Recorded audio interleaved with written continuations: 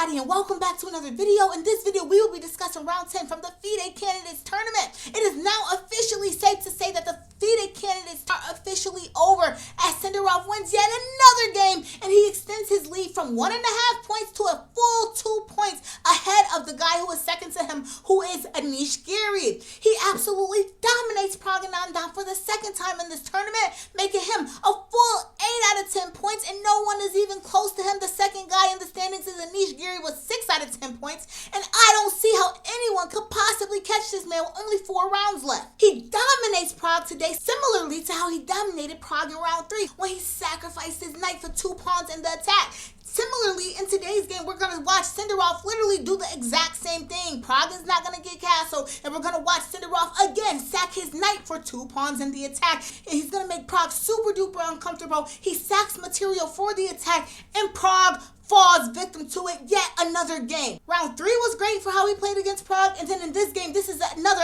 absolute masterclass on what it means to gambit material and have the attack. If you ever want to gambit material and attack your opponent's king, this is a great game to learn from. Even round 3, he did the same exact thing to Pragg. Pragg does not castle against Sindarov. He sacks material and absolutely attacks Pragg pieces, and Pragg just cannot hold the position whatsoever, guys. So without further ado, let's get into the game. Sindarov, he opens up with the move d4, knight f6. We got c4 on the board, e6, knight f3, d5, knight to c3. As you guys can see, we got a queen's gambit decline on the board. These guys are just going to play their opening moves here, and we're going to see the game kind of get out of control with Pragg, because as you guys can see, he's going to start pushing these pawns here, and when he pushes these pawns, Sindarov, he's getting developed, and Pragg is going to continue pawn pushing. So he's pawn pushing, and guess what Sindarov's going to do?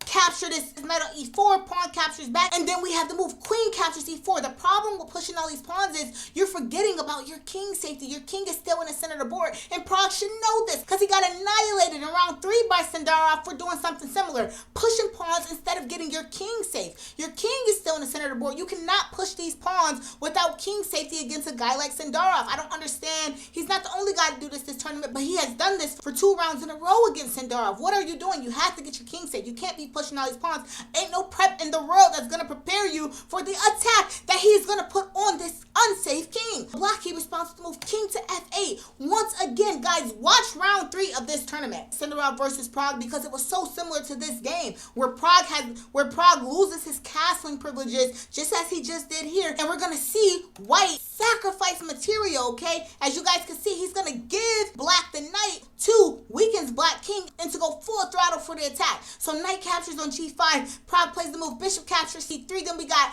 b captures c3, Pragg responds with the move knight captures e5, and then we have the move d captures e, and Pragg responds with the move f captures g5. So again, Sindarov has just gave Pragg material, but look at this weak king. The king has no pawns in front of it to protect it. This king is weak, and as you guys already know, Sindarov is going to use that weakness to his advantage. Sindarov is going to go straight for black's king here. Black's king is weak. You got the material. You are a +1 in material, and it's just such a beautiful game because Sindarov puts on a masterclass on how to play when you gambit material for the attack. Watch round 3, guys. It is literally so similar to this, where Pragg loses king safety and Sindarov just goes full on for the attack. So the pawn just took the knight back. White is going to respond with the move f4, and then black is going to play the move h3, and then white's going to respond with the move rook at a to d1. Do you guys see how Pragg is just constantly pushing pawns, and this guy's just ignoring them? You pushing pawns, Sindarov is pushing pieces. Where are you going with that queen? The queen then goes over to e7. And then white plays the move g3, black responds with the move g captures f, and then Sindarov plays this beautiful move castle. He said, you know what, your king isn't safe, but that doesn't mean my king doesn't have to be safe. Sindarov knows the principles. He doesn't violate principles. He gets his king safe, okay? He gambits material if that means your king is going to be safe. This is just a beautiful way to play chess. So anyway, Sindarov gets castle. Black plays the move rook to h6, white responds with the move rook captures f4, getting his material back. Check. Where are you going with that unsafe king? The king has to run to g8. Sindarov, he plays the move rook at d to f1. Guys, as you can see, he's completely dominating this f file. This is just bad for black.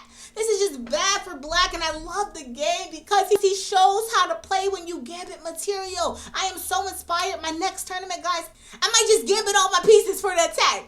Like all of them. No, I'm joking. I'm not going to gambit all my pieces, but I just love this game because this isn't just like, oh, everybody's like, why does Sindarov keep winning games? Why does he keep winning games? He's not just winning because the air is in his favor. He's winning because he's playing He's playing principled chess. He's playing principled chess. These guys don't want to get castled. He attacks their king. He attacked Pragg's king in round 3. He attacked FIDE's king in round 4. These guys don't get castled against him, and he makes them pay for it, okay? And then black responds with the move bishop to d7, an absolute blunder, and white wins the game instantly because he's able to play rook to f7. Where are you going with that queen? That queen has to take the rook takes back, and then we get the move king takes, and he thinks he's winning, but white has this beautiful move, queen to f4. Black is going to play king to g7. Then we got the move queen to g5 check. Where you going with that king? We got king to h7, followed by queen to e7 check. Where you going with that king? You got to move it, and then we take the bishop. Now who's up in material? And that is the beautiful thing about playing gambit chess when you know what you're doing. Not only did he get his material back, he's a +1 now, but he also has the position. Black king is running around the board, completely unsafe, completely unsheltered. Meanwhile, white's king is just sitting there chilling. Period, point blank. So, black plays the move rook to f8, trying to defend his position, but Pragg should honestly just resign here because white's going to play the move queen to g4. Then we have king to h8. We got a4, a5. They play a bunch of moves here, and what we're going to see is Sindarov, he's just going to go ahead and win these games with check.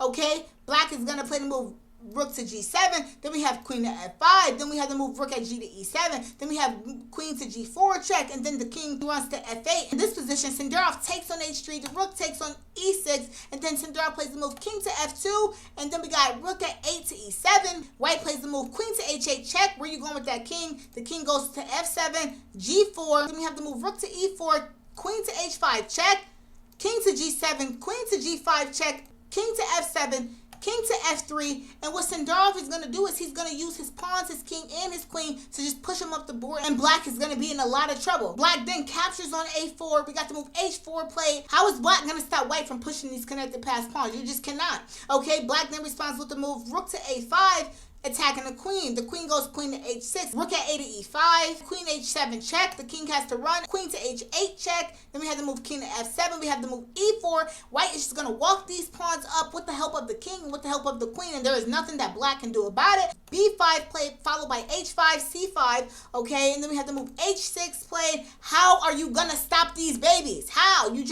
simply cannot. You just got to resign, right? You have to resign, and that is what you get for keeping your king in the center of the board against Sindarov for the second time that you played him in this tournament. We got the move h6, and then black plays the move rook to g5. We have the move queen to d8, rook to g8. White plays the move queen to d5 check, and black here is forced to resign because black has no answer to how he's going to stop these babies from walking up and promoting, and how he's going to stop himself from losing pieces, because even if he played the #1 computer recommended moves, rook to e6, and then we got g5, rook to f8, king to g4, king e7, queen to b7 check. After king to e8, we pick up a pawn with check, king to f7, king to d7 check, rook to e7, g6 check. You have to take the pawn because if you would have moved forward, you would have got mated. And then after king to g6 check, we just pick up a rook, and black is just completely lost here, guys. This was an excellent game from Sindarov yet again, because in his second game against Pragg, he shows Pragg that you got to get your king safe, or else I will gambit material on you and I will go for the attack. And Pragg has shown that it's been too difficult for him to hold the position when Sindarov sacks pieces and go for the attack against him. So I love this style. I love this gambit style chess from Sindarov, and of course, he has nothing to lose. He's winning this thing. He has nothing to lose. So he has every green light in the world to play gambit-like chess, give material for the attack, because he has nothing to worry about. So